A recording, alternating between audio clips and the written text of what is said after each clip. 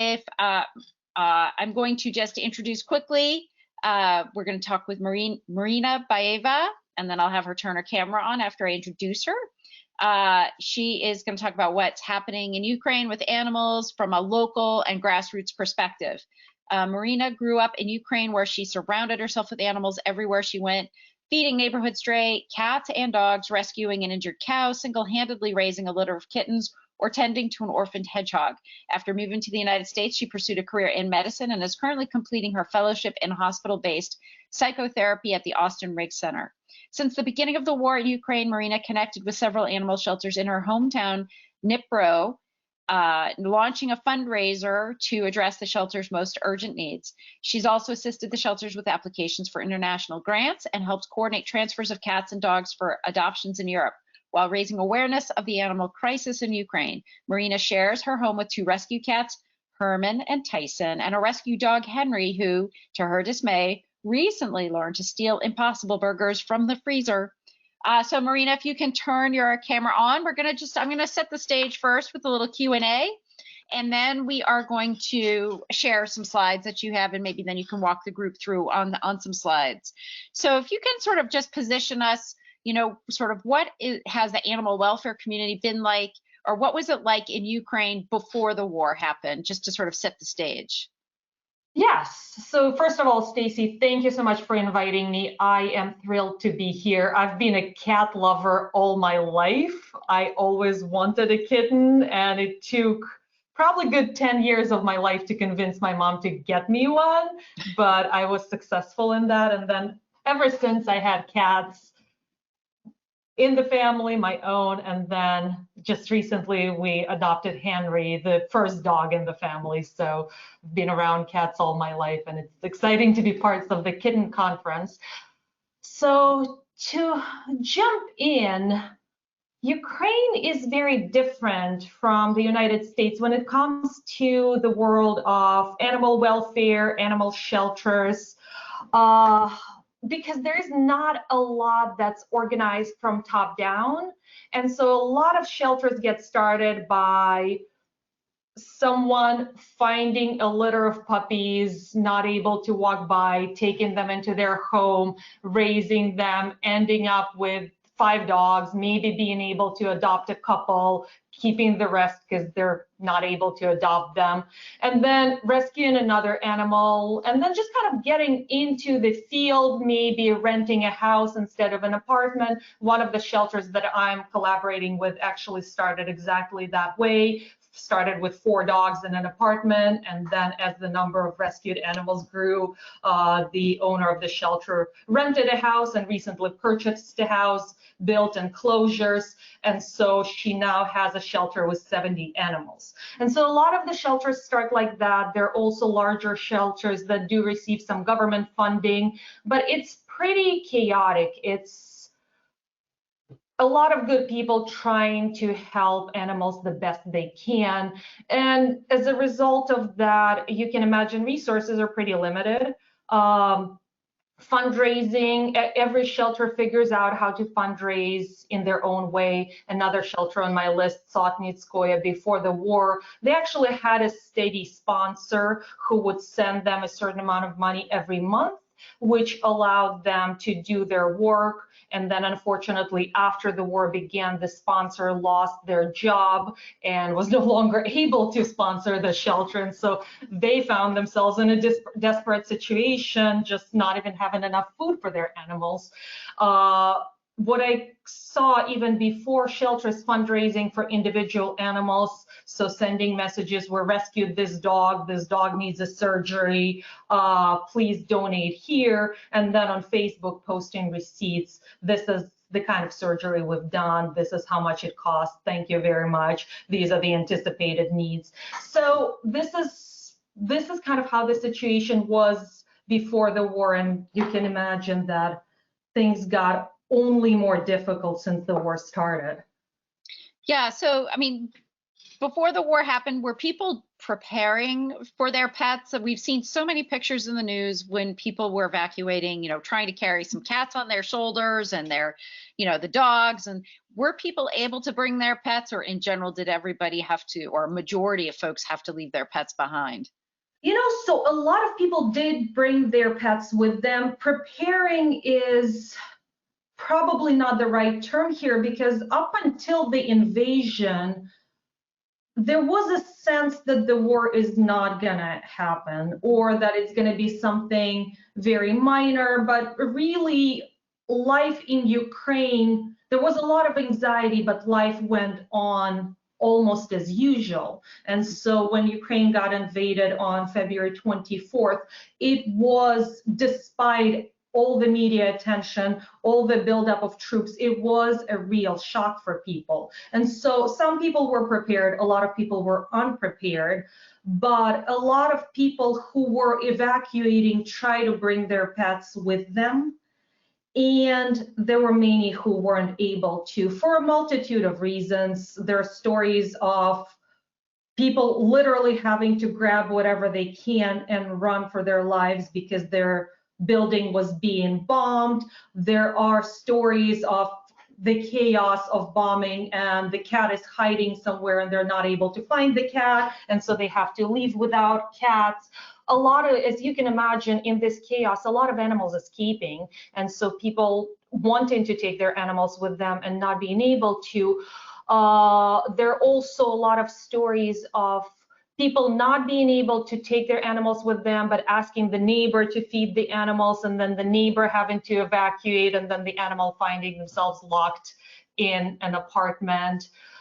And some people just weren't able to. Another issue there is people who took their animals with them then had issues crossing the border, or finding apartments or finding housing that would allow pets. So those are the difficulties that people have encountered pretty routinely. But overall, the sense that I got is that a lot of pet owners tried to bring their animals with them if they could.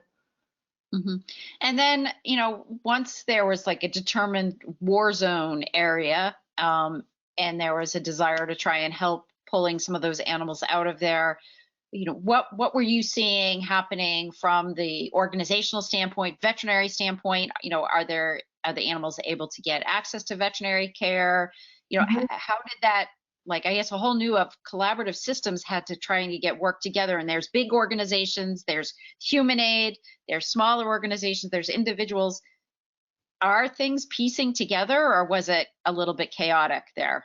It was very chaotic. So just kind of a little background on the shelters in Ukraine. As I said, before the war, it was kind of everybody for themselves, trying to make ends meet and do what they had to do to take care of the animals. And with very limited resources, there actually, before the war, wasn't a lot of collaboration between the shelters. So they were competing for the same sponsors, they were competing for the same kind of organizational grants. And so everybody was pretty kind of secretive, unless you had established ties. For example, if you worked in this shelter and then you went off, branched off and started a new shelter, you have personal connections. And so there is some collaboration, but it wasn't very collaborative before the war. What happened during the war very quickly is establishment of a lot of grassroots organizations. So one of the people on my list that I helped, Miss Onisimova, for example, before the war, she was a curator of a very successful online community of cat lovers around Ukraine called, loosely translated, Mr. Cat, but it's much more colorful in Ukrainian. And so she naturally knew a lot of people in the animal welfare world. She wasn't really making money off that. That just was something she was doing. And so she found herself in a perfect position to pull all those contacts and really try to make a difference. So what she's done, while she reached out to me, she was looking for funding to help pay literally for gas and some compensation for the drivers who would go to Western Ukraine, pick up donations of animal food, supplies, medications, bring them to Dnipro, which actually became kind of like a central hub because it's close enough to the war zone, but it's still relatively safe. And then she would utilize all of her contacts in eastern Ukraine and really ask, okay, what do you need? How many animals do you have? How urgent is it? And then send individual missions to deliver food to formal shelters, so registered entities. Then a lot of what we call home shelters, somebody took in 30 animals in their house and yard, and then just stray animals or newly homeless animals. A lot of the animals lost their homes and ended up as strays. And those are a particularly vulnerable category because they haven't lived on the streets before. And these animals just don't know how to navigate the streets, how to obtain food, how to protect themselves, how to find shelter. And so literally there would be volunteers driving by, seeing a few homeless cats kind of hanging out, stopping by, giving them food, driving next, finding another group of animals and feeding them. So efforts like that, efforts like Miss Onisimova have been very helpful, and they have been all over Ukraine. Miss Onisimova is just one example, someone that I have been working pretty closely with, but there are a number of other individuals who had connections in the animal welfare world. And from the beginning of the war, they jumped in and they started coordinating delivery of food, delivery of medications, but also rescuing animals, bringing the animals to safety, and then a little later, but still considering how fast all of that unfolded, then establishing ways to transport animals across the border into Poland, Czech Republic, other European countries for adoptions there. So it all happened kind of from the bottom up very quickly. And what I'm seeing now is some of these efforts are organizing into larger organizations with an office, with a couple of managers, employees, who are then doing it on a larger, kind of more national scale. But it very much started as small individual efforts.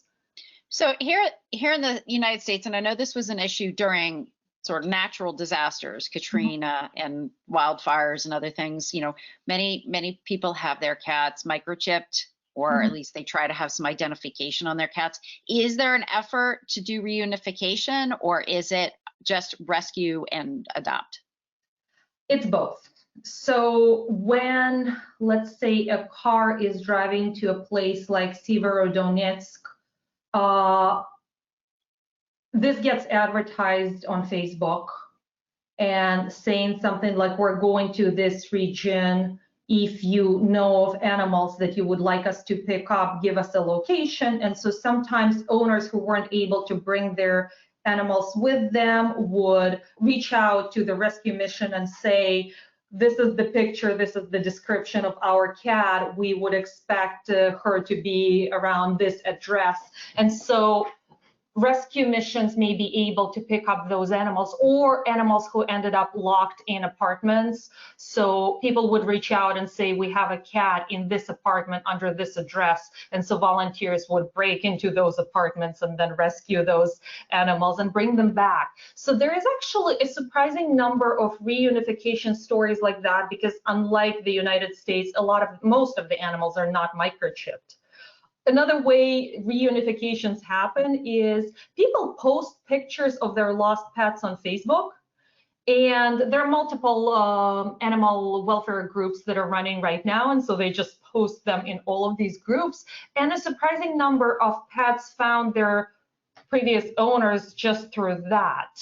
And then, of course, if there is no owner, if it's unclear if the owner is even alive, which is unfortunately the case for a lot of animals, then there are attempts to find them homes both locally and then also in Europe, because what's happening with the influx of animals, shelters are just not equipped. They're stretched beyond capacity, and it's very hard for them to accommodate all these pets that are coming in. And so they are really trying to get these animals adopted as quickly as possible, get them the medical care they need, because unfortunately, the longer the war goes on, the more medical needs there are, and then trying to find the families.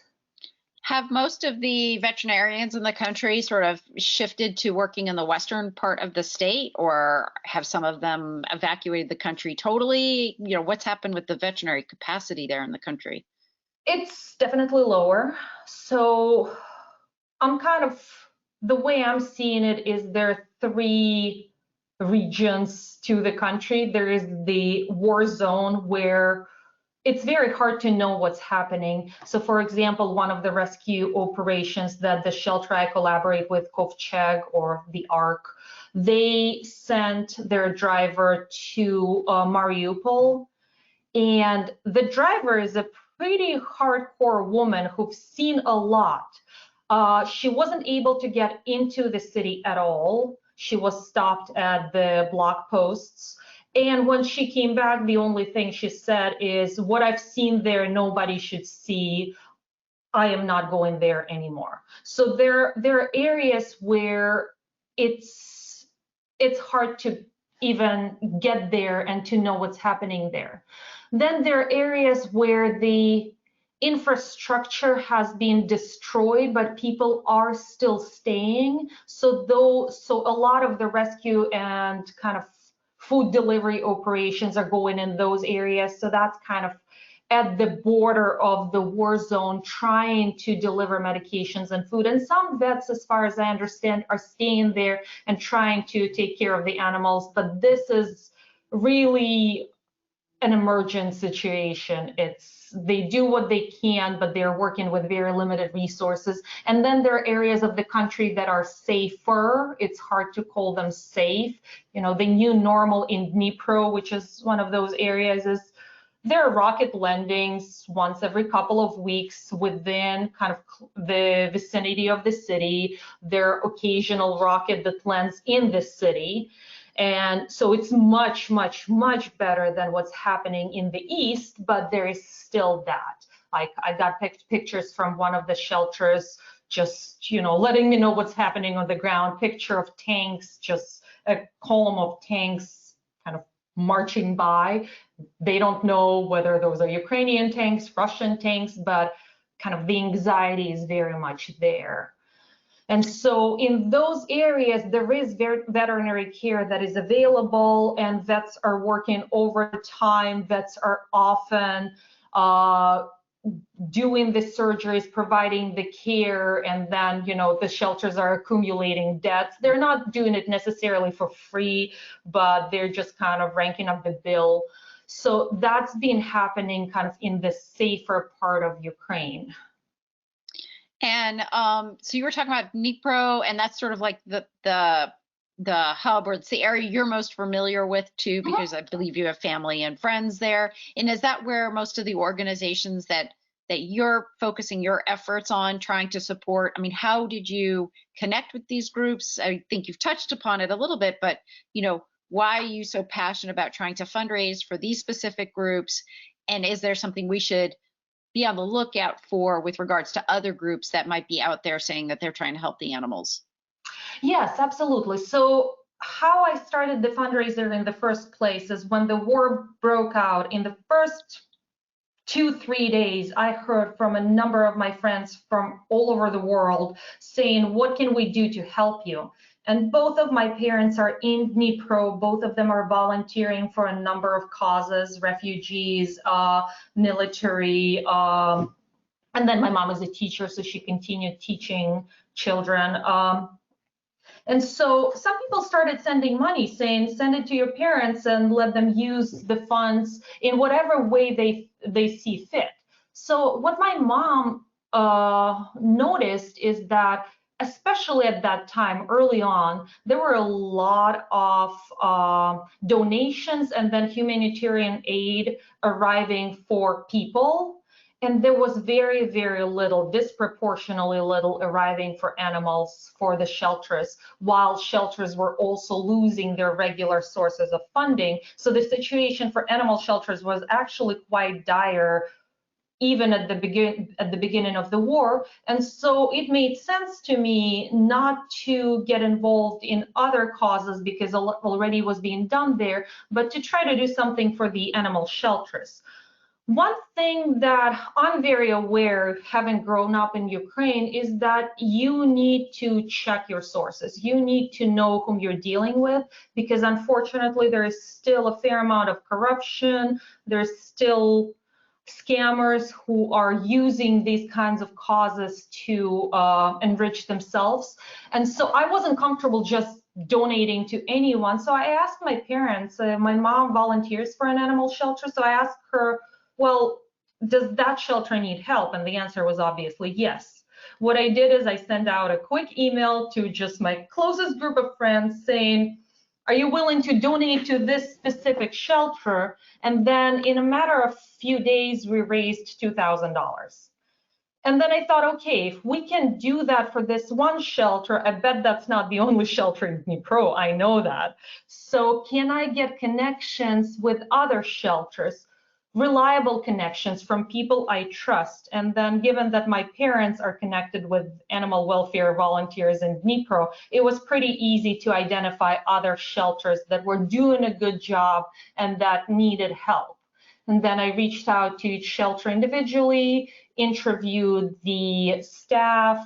We talked about what their most urgent needs were at the moment, which pretty much for all of them was, we don't have enough food and we don't have these medications. So that was kind of the case. And then I started the fundraiser, and I've been fundraising for these animal shelters since March 18th, I believe.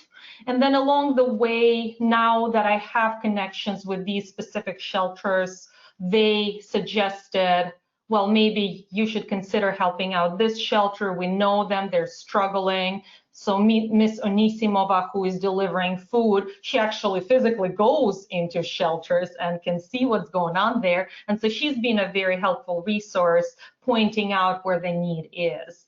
And this is kind of how I connected with the shelters that I am partnering with right now. I think right now, for me, it actually would be quite easy to find more shelters in need. They're all in need. It's just a matter of screening and making sure that these are legitimate shelters.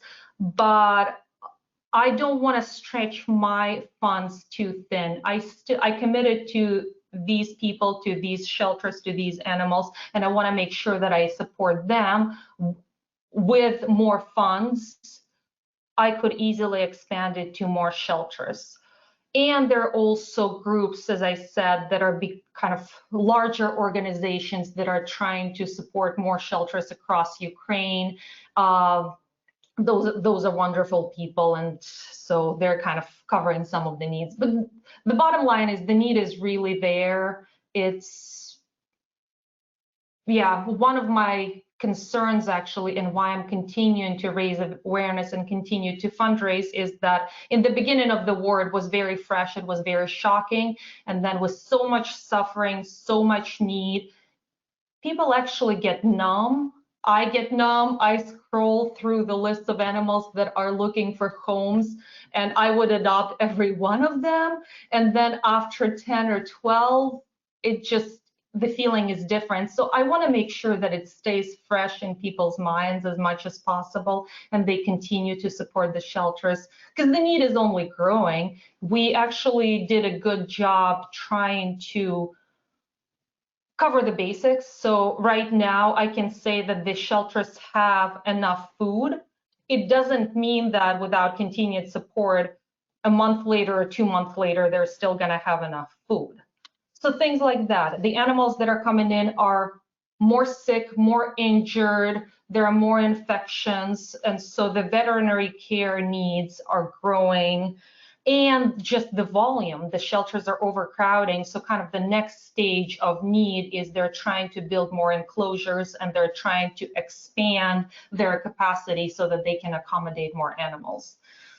So I'm going to ask a challenging question, but this is probably a question that I would think many people would have on the backs of their minds. And it's actually, you know, the question of, you were talking about not enough space, overcrowding, and all that kind of stuff.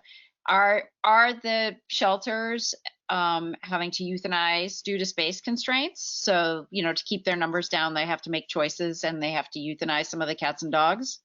That's a difficult question.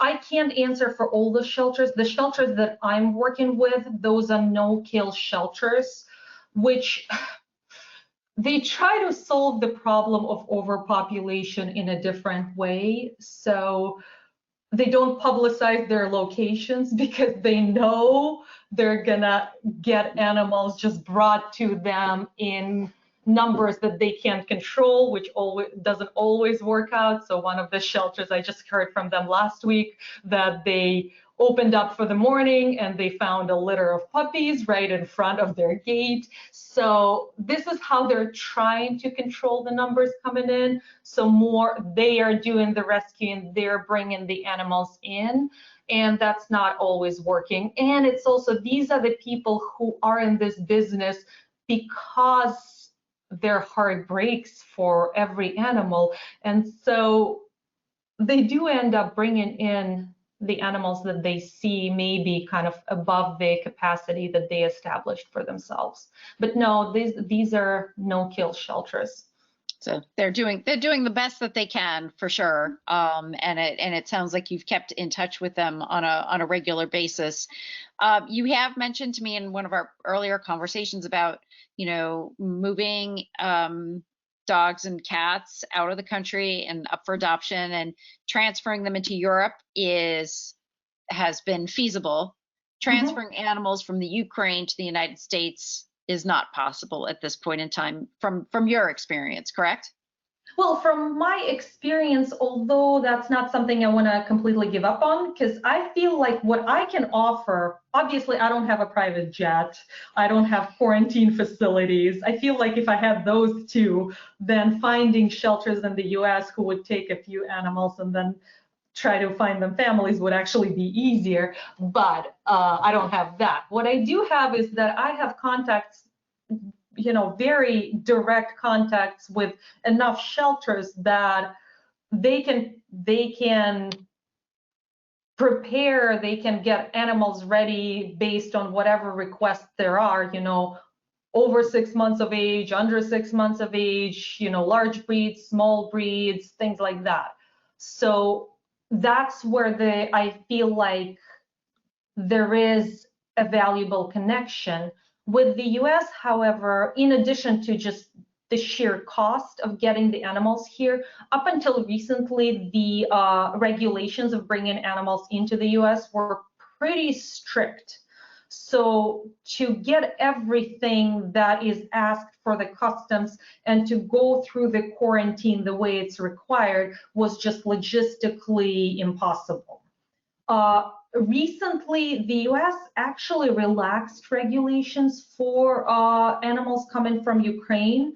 So there is potentially an opportunity there to collaborate with larger organizations who can get animals on a plane, who do have some quarantine facilities, and then maybe collaborate with them that way. But this is just the beginning, and I haven't yet pursued that. I am talking with a group in Canada about bringing animals to Canada, but that's just the beginning of that.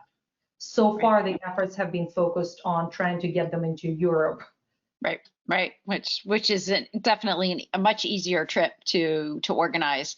So let's get really specific about the fundraising. So do you have like one link for people to donate to, or something? We should make sure we get that in the chat, which I don't have it handy with me right now, but we'll make sure people know about it.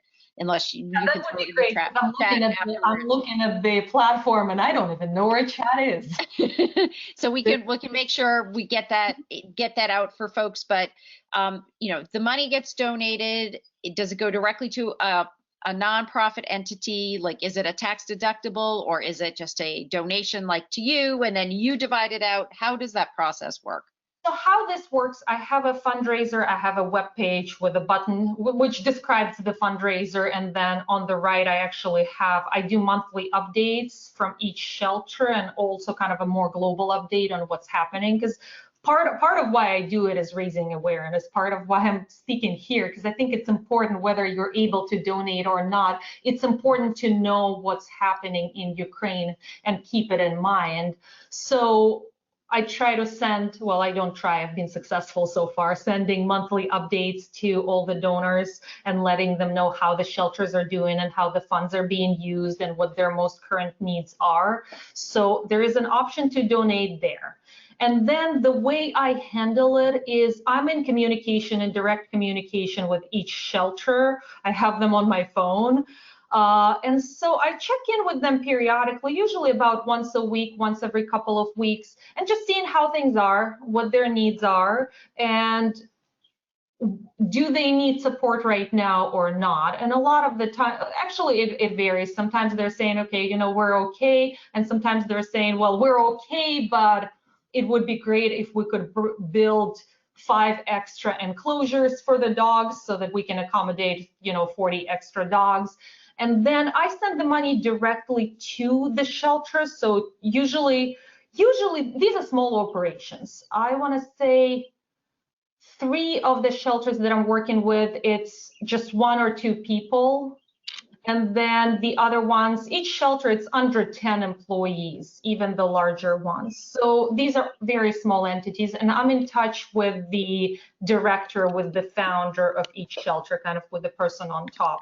And so I transfer funds to them, and then they usually, I don't ask them for that, but they just themselves send me all the receipts and all the breakdown. We bought, you know, this many pounds of grain, we bought these meat products, and then I get kind of a picture of, you know, a really big bucket of like bones and meat and scraps and things like that. So that's how they report to me. And then usually towards the end of the month, I ask for a more formal update. So what were you able to achieve with these funds, and kind of what are your ongoing needs are. So this is how it's working. I am not a registered, I'm not the 503 501c3 nonprofit. Yep. I'm a person. Actually, I want to say most, if not all, shelters on my list are now registered nonprofits. Actually, the funny thing is the largest shelter that at this point has over 300 animals was not a registered entity up until recently. And then they kind of thought about it, okay, we need to do something to give ourselves a status. So as I said, in Ukraine, it just kind of starts from the bottom up and it grows. That was also the shelter that had that pretty regular sponsor who then was no longer able to sponsor them. So they were really desperate and trying to figure out how to support themselves.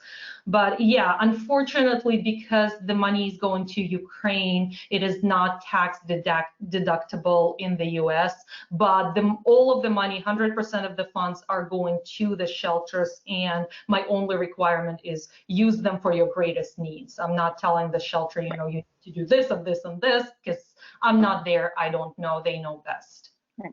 And, you know, just also to mention, and I think we've heard this sort of in the news generally, is, you know, it's better to send money versus, you know, cases of food from the States or something like that. I mean, shipping costs are huge.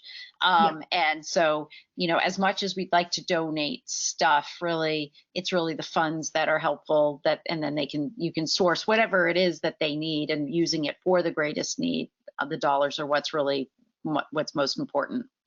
Yes, that's right.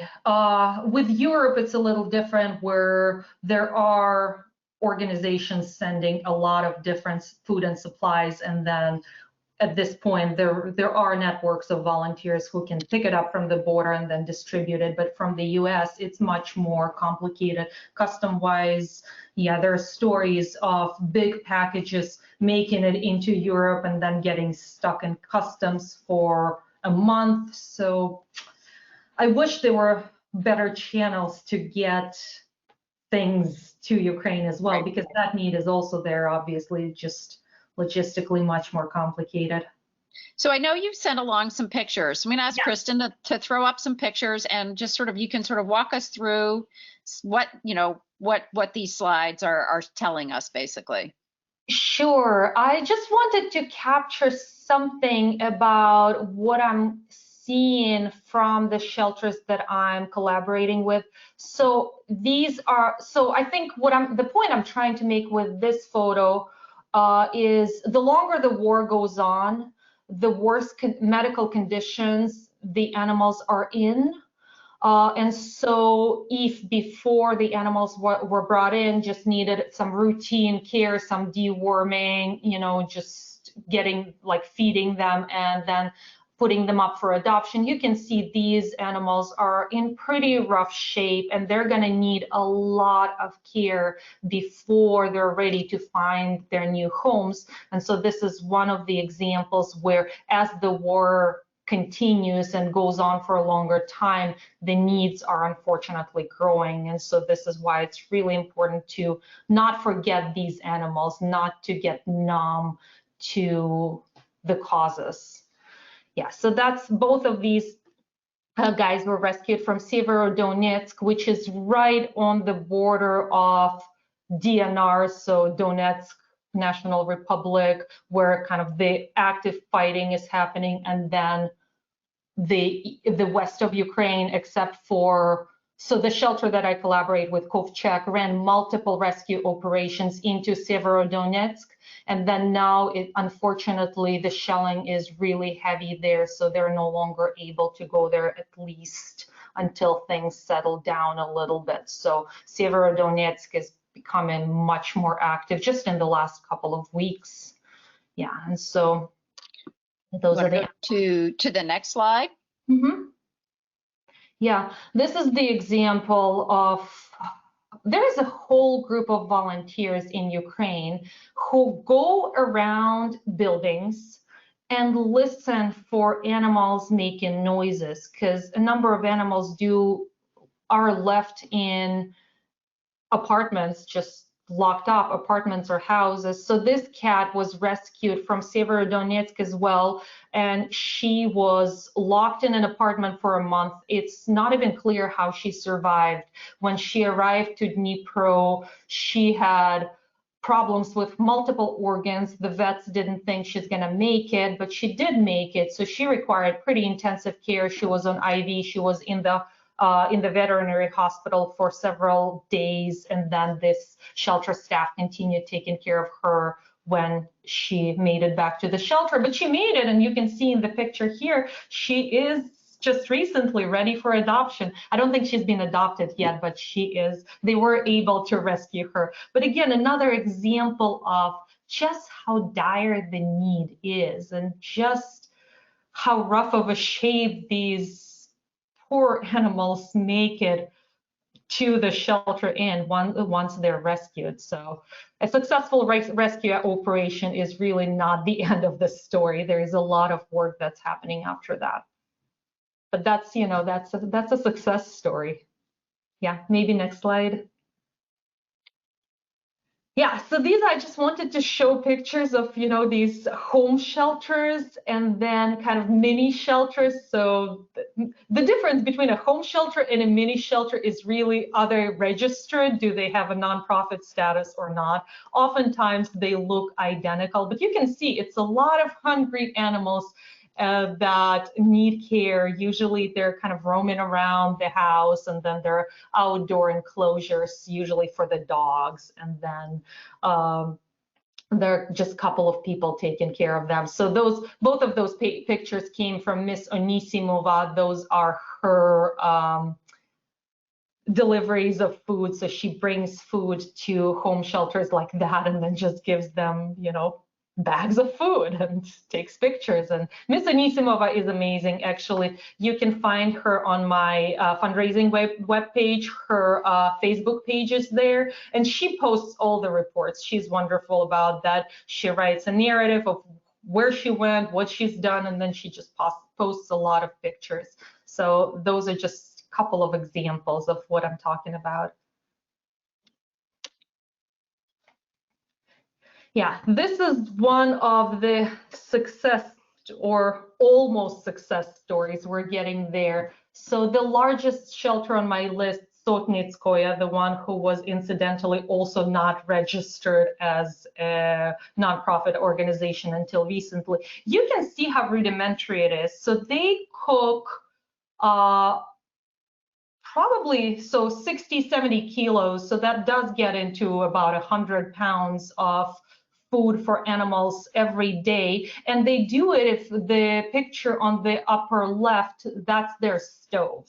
So they have this big cauldron, they have fire under it, and they cook grains and they cook meat, and then they feed the animals. And so it was in a pretty rough shape when I started helping them. And then about a month later, the picture on the bottom, the whole structure just fell apart. And so the shelter lost the kitchen that they used to cook food for the animals. So, you know, the middle picture is their makeshift solution of still having some of the parts of this kitchen and then just making fire outside to cook meals for the animals.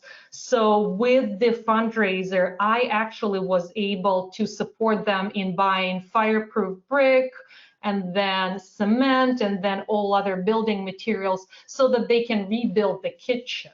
This is kind of how essential this support is for these shelters. And the reason why the kitchen fell apart, it wasn't in a great shape to begin with, given how limited their funds are. And then when the war started, just the basic maintenance, basic repairs weren't done because there was no money and there were other priorities. And so this is what I'm actually seeing from several shelters where now 3 months into the war, because the essential infrastructures weren't maintained, they need urgent repairs. One shelter, actually the building that houses the animals, there is a structural crack that needs repairs, not just something cosmetic. So now that we for the most part, took care of the just very basic needs, just the food and medications, these are the kinds of needs that are becoming more urgent. So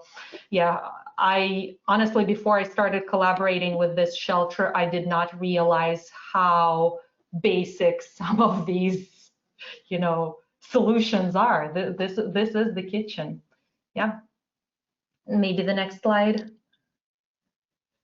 Yeah, and this is actually one of my, like, these are like two of my favorite pictures. I have the whole series.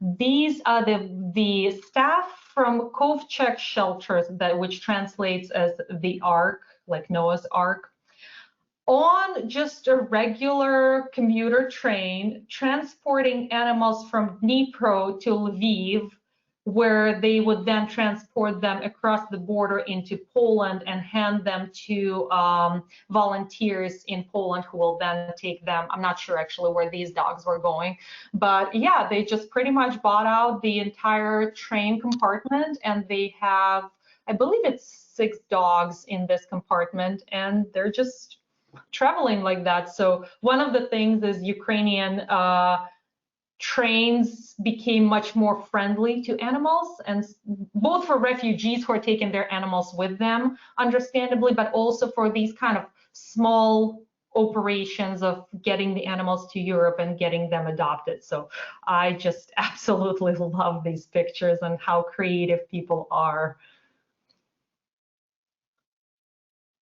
Yeah, and I think this is the last slide. I just wanted to just show some pictures because I can be describing all of that all day long, but no, pictures say so much. I mean, I wanted you to verbally kind of position it rather than just throw those images right out without sort of having the understanding of what's going on. And I'm just going to share a little bit with you, or give you some forewarning or foreshadowing, is that, you know, you've now taken this step into the animal welfare space, and Marina, I don't think it's going to end for you for a very long period of time. I mean, I think you want to elevate the status of the animals in Ukraine, war or not war. So I think that you've got that passion. You know, this is an example of my podcast is how to turn your passion for cats into action, right? And you have passion for animals. You have passion for your homeland, for your family, for your friends, and you want to be able to make a difference. I know it's probably hard in a certain degree because you're not there with them on a day-to-day basis, but you are, because you are supporting these animals on a day-to-day basis. So it can help a bit on emotional toll. I mean, there's an emotional toll for folks that are in the country, but then for all the Ukrainians around the world, it's got to be challenging to see what's happening, especially on the news, and not knowing, is the news telling me the truth? Is it the not truth? Is it what's going on? And then you've got your family members on top of it. So I want to thank you for taking the initiative to take that one step, which is turning into a leap, which will probably continue on to a lifelong passion of continuing to want to help animals in Ukraine. And obviously we're all helping animals in our own homes and all that kind of stuff. So thank you for that. I really, really appreciate it. Do you have any, let me just see if folks have any questions for you. And everybody's just amazed by the work that you're doing. I did put the link in there, I think, to your most recent newsletter. I'm not sure if I had a link to the website. So, yeah, it's the same thing. It's the news, the fundraiser update is on the fundraiser website. So it's a givebutter.com that's link. right. Yeah. Okay. Once you click out of the update, it's just going to take you straight to the fundraiser. Okay. Excellent. Excellent. Fantastic. Right. Everybody's just in awe. So you've got a speech. My folks are not speechless. I will tell you, the people who attend my programs, they are not speechless, and you have made them speechless. So Marina, I thank you and appreciate all of this. Yeah. So, you know, and I have seen, you know, I've seen Dr. Marty Becker from Fear Free. He took a trip to Ukraine. There's a lot. I mean, it's funny when you made that, like, the comment of like, I'd rescue them all. For me, I'm looking at all these cats especially and go, I want to get them all spayed and neutered, you know, like, you know, that kind of thing. You know, let's get them all spayed and neutered, because I feel like the kittens are the ones that are most vulnerable out there. Yeah. You know, 50% to 75% of kittens born outside don't make it, you know, past the first 6 to 8 months. And so, you know, is there an initiative? I'm also going to wear my United Spay Alliance hat here. I'm on the board of directors for United Spay Alliance. I mean, is there a program or initiative to help support spay neuter services, or is it we're just trying to fit it in when we're not responding to emergencies? Well, you know, both actually. So the shelters are with you. Every single shelter that I've been in contact with, they are with you, to the point that some of the shelters actually take on this initiative to spay and neuter the local animals. Yep. And you can imagine, with all these animals who were previously in their homes, now ending up on the street. We are in the kitten season, we're in the puppy season. It's heartbreaking. So just because there's so many more animals out on the streets, the problem is much more significant than it was before, and it wasn't small before. So shelters just trap, neuter, release animals that they can get their hands on, like, locally. Again, pending availability of funds. So right. This is what's really just heartening for me, is how dedicated these people are who run these shelters. They really try to stretch your dollar and do as much as they can. And so even though they can't take those animals in, they want to do at least something. They'll bring out food, they'll, you know, take those in to take care of them, get them healthier, and then unfortunately have to release them. So that's that. There wasn't really anything organized until recently, and now I just recently saw in the news there is an initiative starting that maybe doing it on a more centralized level. So that's wonderful. And definitely, after the war is over, that's going to be one of the needs among many, many, many other needs. So it's happening, just like a lot of things in Ukraine. It's happening on a small, local, individual scale, where shelters are doing what they can, but then that adds up. Yep. Excellent. Everybody is just, you're we're going to get you on Oprah. Well, I don't know if I want to go on Oprah, but I do want to spread awareness. And this is actually, if all of you could just spread the word. This is happening. These animals do need help. If you can donate, that would be wonderful. If you can send it to your networks of, all of you are here for a reason. You're not indifferent to animal causes. So I imagine your networks are composed of people who are not indifferent to animal causes. And so spreading the word is very helpful. And then contacts, like the group that I'm talking with in Ontario in Canada, I got that contact because I reached out to my college, my alma mater, Vassar, and I said, hey, I have a story for you. Are you interested in publishing it? And so they published it as one of the news stories. And then another Vassar alum reached out and said, hey, I have this contact. Here are the people that you can email. Let me connect you with them. And now we have a call next week to see, okay, is it going to be possible to bring what they're saying 100 animals into Canada? It may work out, it may not, but without this kind of publicity, I wouldn't even have a connection. And so if you have ideas for how else I can help these animals, I am all ears. I respond to emails. I try to do it pretty quickly. Yeah, Stacy, actually, you came out of the Vassar. I'm Vassar too. Yep, we're yep.